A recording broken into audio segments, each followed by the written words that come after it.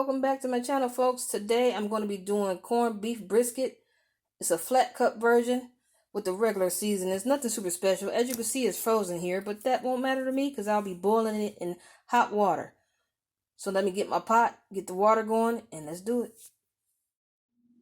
There, now the meat is rinsed off. Now when you first open your package, you'll see this seasoning pack here, and that's usually stuck to the meat. Just take that off and put it to the side. Now I'm going to go ahead and add some hot water.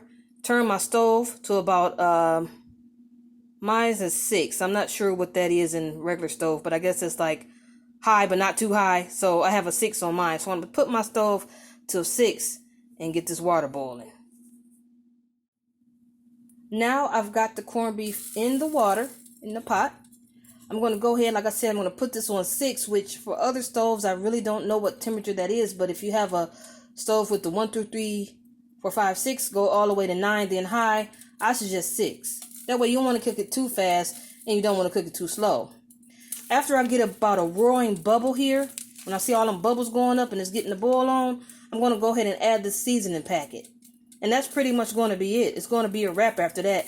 You let that season boil with the meat, and then you're going to cook the meat until it's actually very, very tender. Look at that. Now that it's boiling like that, some people, if they don't like the salt content, because you know the corned beef is already flavored when we get it packaged. So it's already pretty much got a flavor on it, and this just enhanced that flavor. So some people like to take this and drain it and add fresh water, because you know you can have blood pressure issues.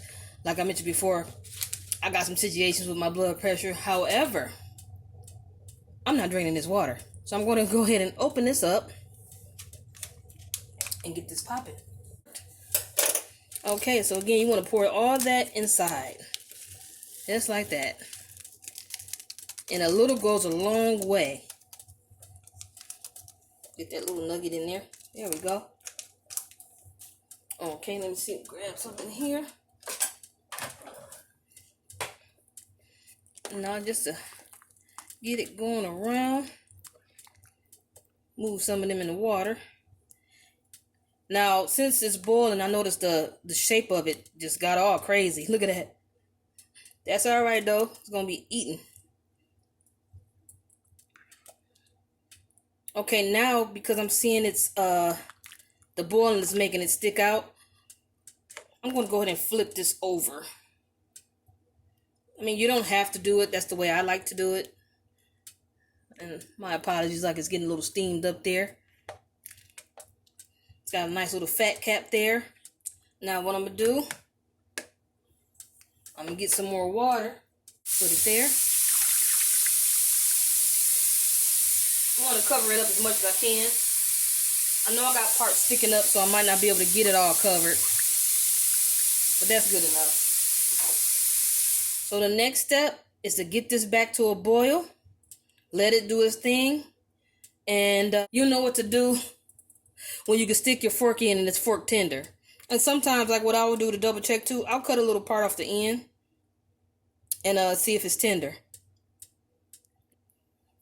Now I got my lid here, which because my pot is a little warped there, it don't sit properly. But that's still okay, as long as it got something to keep that steam in. Now check this out. It's been about 2.5 hours, and it's coming along really nicely. Of course, it shrinks when you cook it, but that's a good thing. It goes, this type of meat does this weird thing. It goes from really tight to really, really loose. Now, for all you thermometer heads, like I showed you last time, I got my thermometer here. Now, if you just hungry and you got to eat right now, you can't wait till it get nice and tender. It is safe to eat at 145 degrees Fahrenheit. Let me see what the temperature is now. You can't see it there, but it's fluctuating. I'm hoping I'm not hitting the bottom of the water. But it hit 145. I can't get you guys in there. Now it's at 198.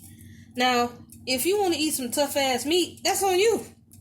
If you starving and you like Marvin and you just gotta eat, you go ahead and eat this as it is right now.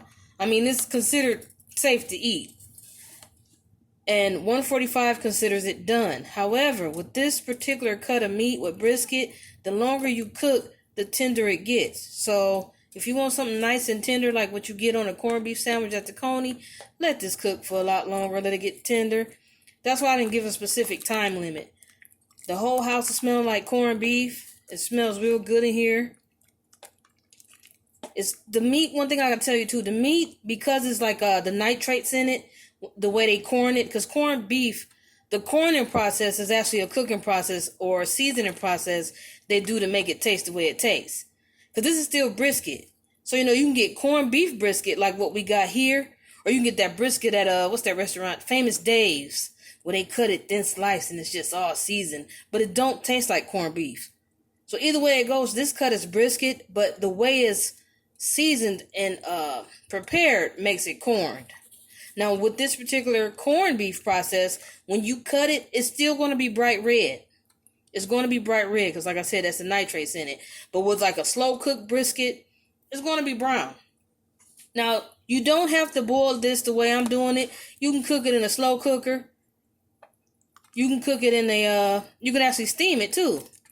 I just like to boil it because I'm working with the tools that I have.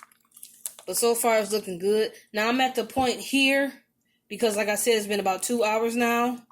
I'm at the point where I'm not going to keep on adding water. So I'm done with that.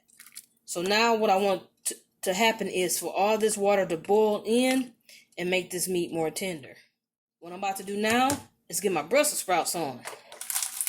Now I could go fresh, but with everything going on in these streets, I like to go with things that's already sealed up, and I like to go with what's fast, okay? So I'm going to use 2 packs of these.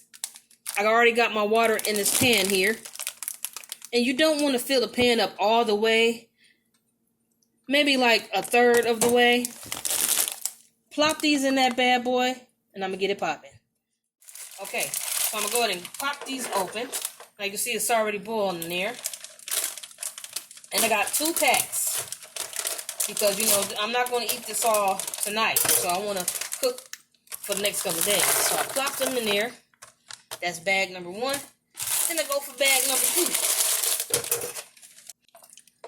Got that going like that. Now you see how when I added those 2 bags, how the water rose? That's just how I like it. Now if you wonder how I make mine, I add a little pepper. Now I have black peppercorn. You don't have to have peppercorn. You can throw some granulated pepper in there. Whatever pepper you got. Like that. I'll add a little salt. Again, I'm doing that Himalayan pink salt. You don't have to do this. I just prefer to do that. Now, also, with Brussels sprouts, my mommy taught me this. Bam! Look at that. Green seasoning. I don't know what it is in this stuff, but it make these Brussels sprouts taste like gold. I'm going to crack this open. Now, people sometimes use this for greens, like your turnip greens, your mustard greens, but I put a heaping amount in there. So if you want to count how many shakes I do, that's up to you. But I do enough because there's a lot of them in there to cover it. Okay? And I mix that up. Now because I just added this into here, of course the temperature dropped. So what I want to do, I want to get this to a boil because these are frozen. Mix that up. And then I'm going to add about 1 tablespoon of butter. You can have it salted, unsalted, whatever you like. It depends on how your health is. You ain't got to copy off of me. Bow. All right now.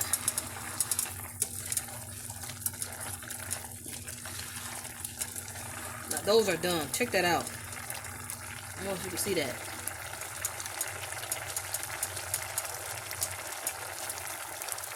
All right. Now, I don't want to mush them, so I'm stirring them softly. But these are good, so I'm going to turn off that eye that they were on. Okay, now check it out. Another hour has passed, and let's see where we are with our corned beef. You see it's all fogging up there. Sorry about that. Now, you notice how easy this butter knife is going into this meat? That's what we want. Look, ooh, did you see that right there? Look at that. Just easy. Now, like I mentioned earlier, I was told with this particular cut of beef, I got like two cuts of corned beef brisket here. So I might want to cut that in the middle and see how that do. So far it's taking me about 4.5 hours to get this tender. And like I said, for you people that get super hungry, this is done at 145 degrees Fahrenheit. However, it's going to be real tough. And the longer you let it cook, the more tender the meat gets. As you guys can see, this is a butter knife. At first, it was like pop, pop. But now this is going through. Okay. Now what I'm going to do is, I'm going to put this on a plate. Cut that middle layer so I can separate the briskets. Alright. Okay, now I got it here. I'm going to go ahead and separate the two briskets. Look at that. Now, like I said, it's going to be red. That's normal for corned beef. I'm pretty sure you guys been to the Coney Island and have seen your Coney Island brisket looking like that. Or your Coney Island coney sandwich, your Reuben, if you will, look like that. Now, what you want to do whenever you cut corned beef, you want to cut it against the grain. So let's see how the grain's going. Looks like this is going straight like this. You see that? I don't know if you guys can see it like that. Let me get a fork.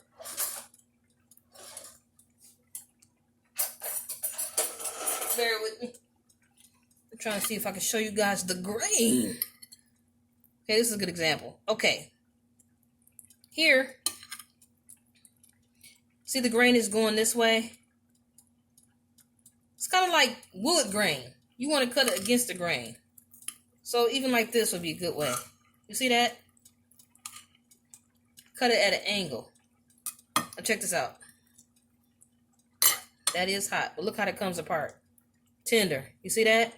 Let me make sure this is safe. I gotta taste it. Oh yeah. Next step is to do our mashed potatoes. Now what I'm gonna do is, so I make sure this stays warm, and maybe even get a little bit more tender, I'm going to put this back in the water. And I'm going to cut that water off. Now look at them bubbles. Y'all know how I like the bubbles. Okay, I'm going to go ahead and open this up. Nothing special, just some Idaho and baby reds. You can pick up any instant mashed potatoes. I mean, this, like I said, this ain't a how-to. This just is how I do. So you want to go ahead and pour those in there. And that's cool because you can see a lot of the chunks of the baby reds already. Like I said, it's pretty much done once I put it in there. Get this going. Mix it up. Or I'm doing a fold mix because I don't want to splash around. Look how it's doing. And I also want to cut down the heat.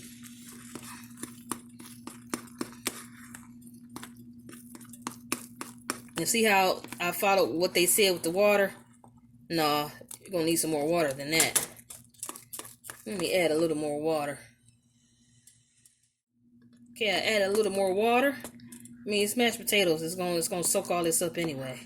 Now I'm doing a fold so I don't splash it all over the stove. Just thickening it up again. I'm gonna give it a good mix there. Now I'm not gonna add the salt and pepper on here as it is in the pan. I'm gonna add that on my plate once I get my plate ready so I can add it to my taste. You know, because maybe everybody don't like what salt and pepper you put on there. But I like it at this consistency here. See that? That's good enough for me. I already cut the temperature down. Okay. Now it's time to plate. Let me show you what I'm working with. Here we go. The finished product.